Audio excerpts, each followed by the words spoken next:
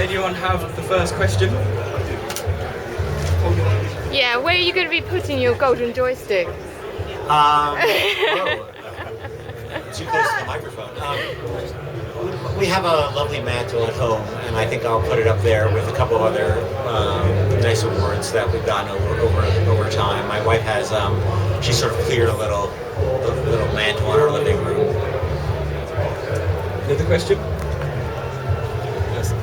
Now, Bioshock Infinite's been the catalyst for a number of awards, but obviously you're not done with it yet. Do you feel there's going to be more coming? You know, honestly, I don't spend a ton of time thinking about it because, you know, there's not a huge economic component like there is with the Academy Awards, and so most of my interest is I get is from talking to. The reason I like this award show, it's fan driven, and you know, so most of what I get a sense of how the games did is from interactions with the fans on Twitter and just Facebook and things like that, and that we didn't used to have, and that's great. So they'll give you really honest opinions about what they think of what you did. So the awards are really nice, and they're a terrific sort of signifier. And this one, you know, this particular award was very special because, you know, it's a recognition of something that's not sort of generally dealt with on Twitter, you know, your whole life. You know, I think it's great that the industry works to stop and smell the roses a little bit and get a sense of, you know, of the accomplishments of the year. Another question?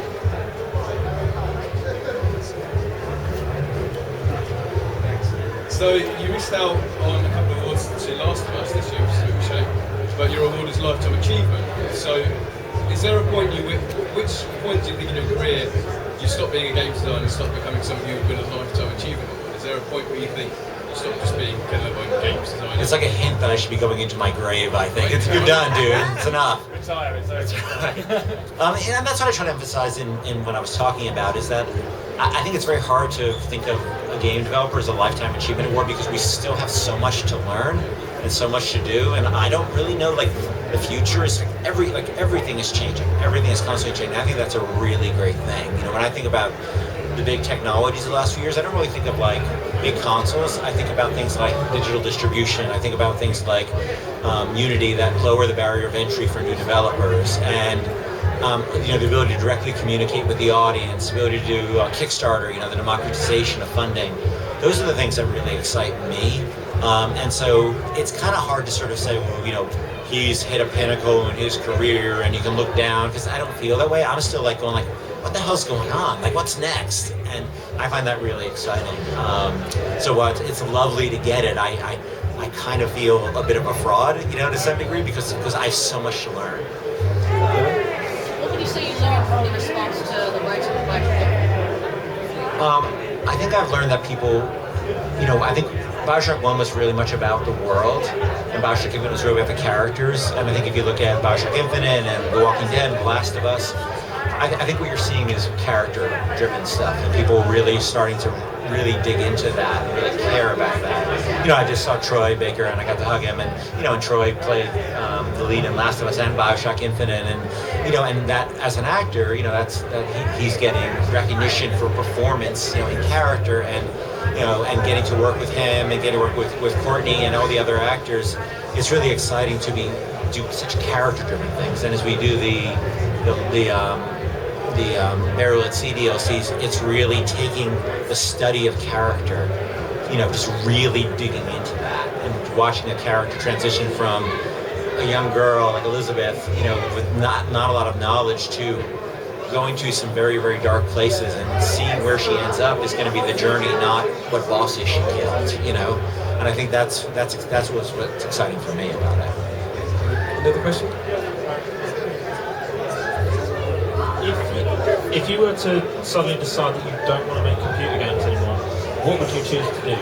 If you just had to completely change it? You know, it's so hard to even think of that, because it's exciting because of the reason I said before, which is that we don't know what we're doing. You know, when you go working, and listen, I'm really excited to be writing Logan's Run. That's for me a very personal project that I've always been passionate about, because if you look at System Shock 2, you look at Bioshock, it's really The Shining and Logan's Run slammed together, you know?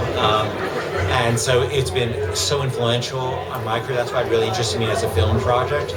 But in terms of games, I just love the fact that it's changing constantly. And I'm always thinking about, well, what's next? Like, what do I want to do next? And because of all these things, the trends I was talking about before, there's really a huge range of things you can do.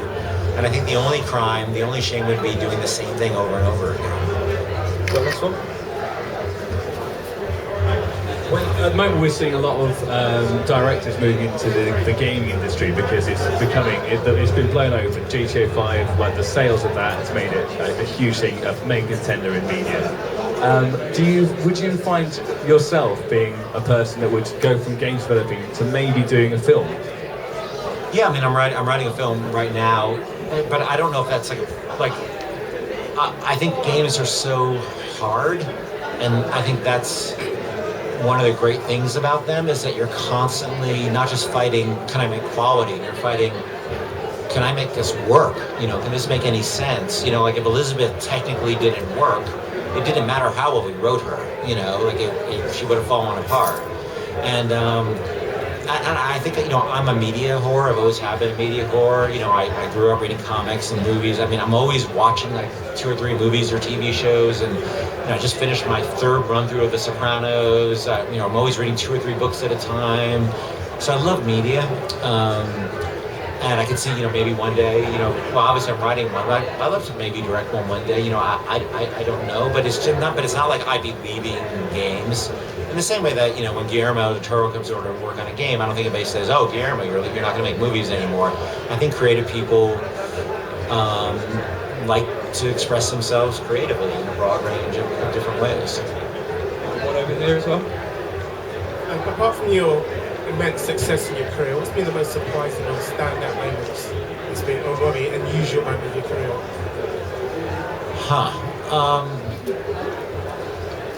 I think when we finished System Shock 2 and we read our first review, because I had never shipped a game before, and so I started Shock 2. I had worked on Thief some, and I was the president of the company and the lead designer and the lead writer, and we had honestly no idea if it was like the greatest thing ever or the worst piece of crap you've ever seen, because we just had no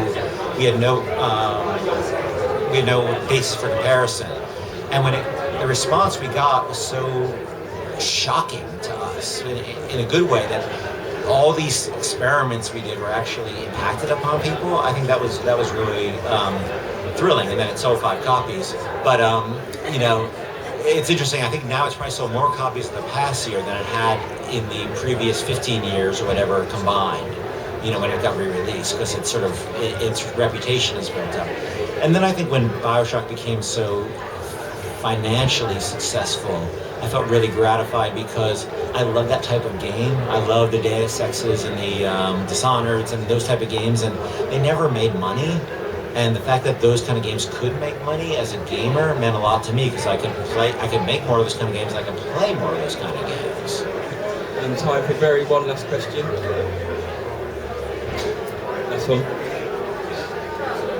So, from video game development into movie writing, do you think there has been to date, I think, no successful transitions from video games to movies? There are no good movies based on video game IP.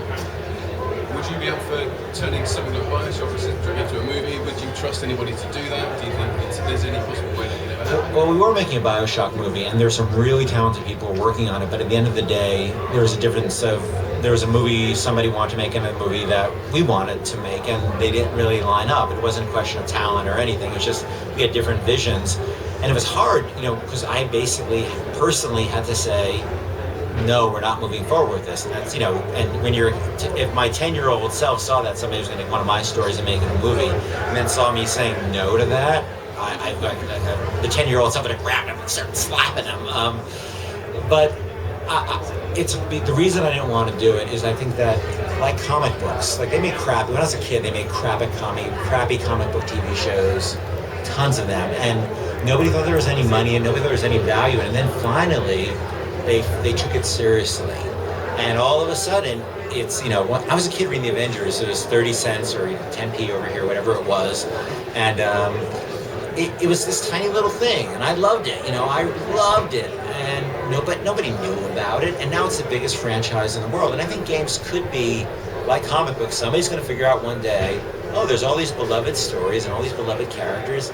Maybe if we, you know, gave it some love and we really took it as seriously as we take, you know, the rest of our business, and it's not just sort of something we can, you know, try to see if we can monetize. I think it has to, it could be successful, but it's going to need the same level of love and attention, you know, and talent, you know, like Chris, you know, the Chris Nolans and the Sam Raimis and the Bryan Singers, you know, the people, and the Zack Snyders, the people who can really bring their love of that medium to what they do. It can't just be somebody who wants to make a movie that sort of feels the same way. It has to be somebody who really loves the medium and understands it and gets it. Brilliant. Thank you very much for your time, and congratulations again.